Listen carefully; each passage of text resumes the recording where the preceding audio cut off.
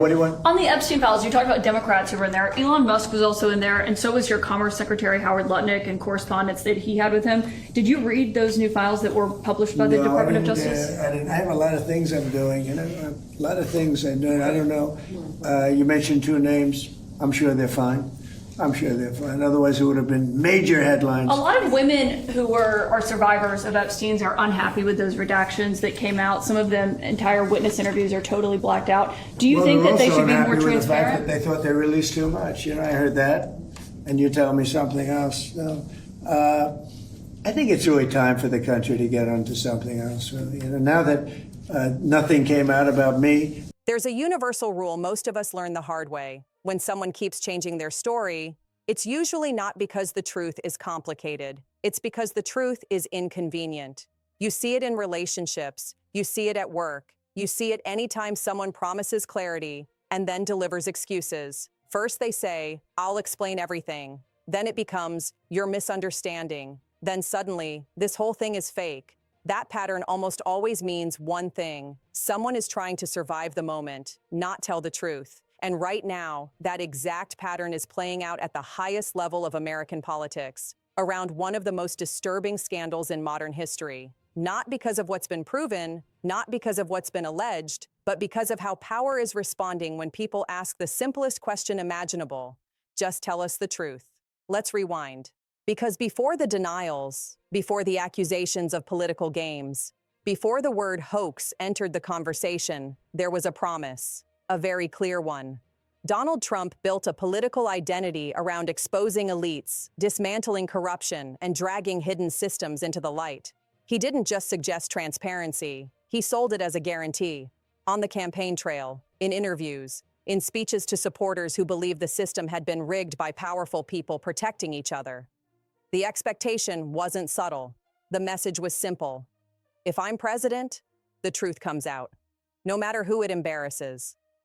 That promise mattered, especially to people who had already been failed by institutions, especially to survivors who had spent years watching powerful men avoid consequences. The promise wasn't partisan, it wasn't ideological, it was moral. And once that expectation is set, there's no neutral way to walk it back.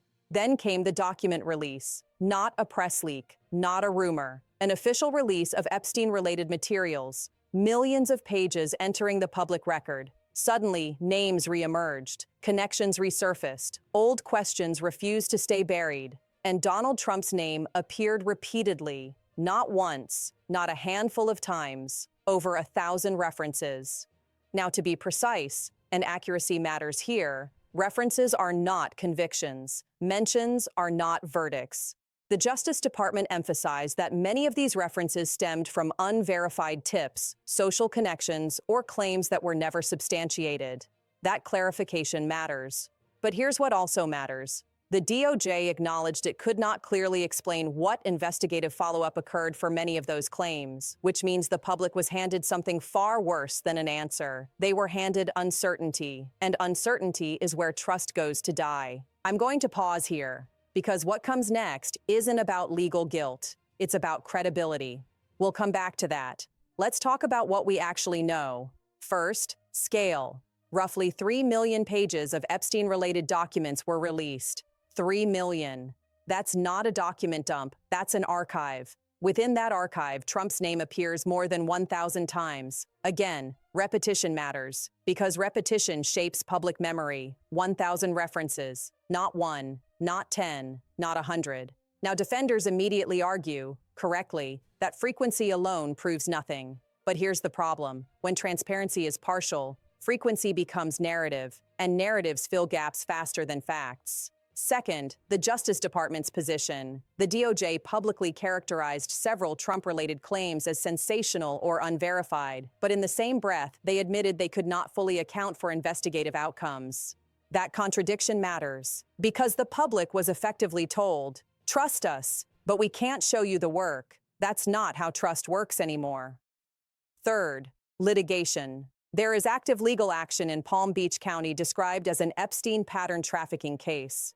Trump is named among other powerful figures.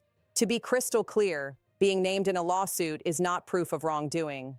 But lawsuits don't exist in a vacuum. They generate filings, they generate discovery, they generate headlines, and each new filing reopens the conversation. Fourth, Trump's response. This is where the story stops being about documents and starts being about judgment. Initially, there were signals of cooperation, statements suggesting openness, hints at releasing more information. Then came a pivot. The narrative changed. The issue was reframed as politically motivated, dismissed as partisan warfare, eventually labeled a hoax.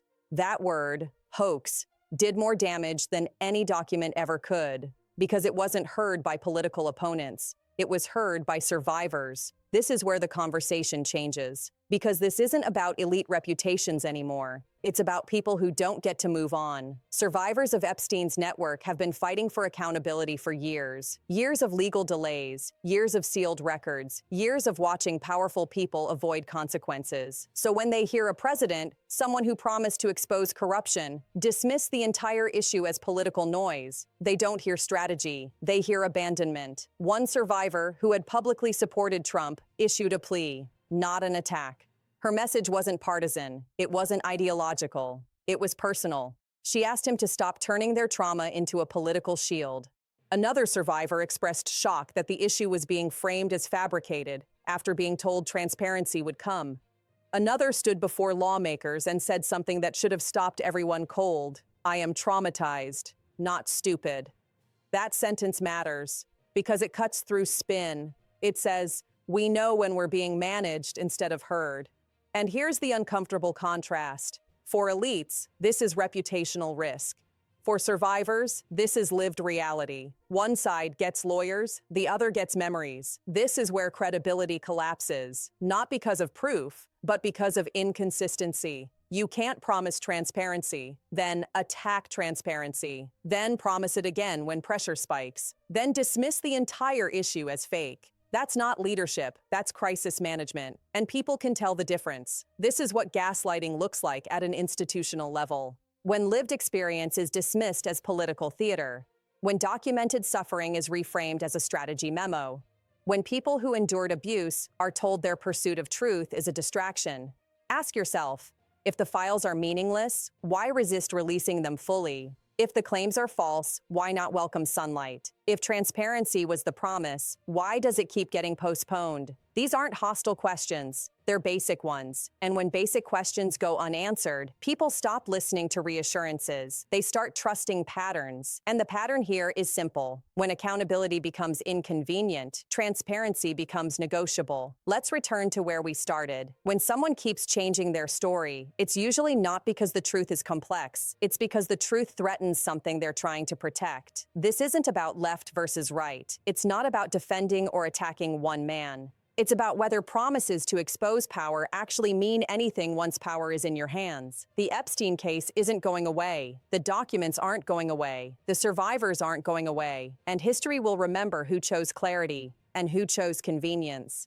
If you're tired of being talked down to, if you're tired of narratives that insult your intelligence, if you believe truth shouldn't depend on who it embarrasses, then make your voice part of the record. Hit like if you think transparency should apply to everyone. Comment with your take. Do survivors have a point, or is this being mishandled beyond repair? Share this with someone who still believes accountability matters. And subscribe if you want analysis that doesn't flinch when power gets uncomfortable. Because the truth doesn't need hype, it just needs daylight. I'll see you in the next one.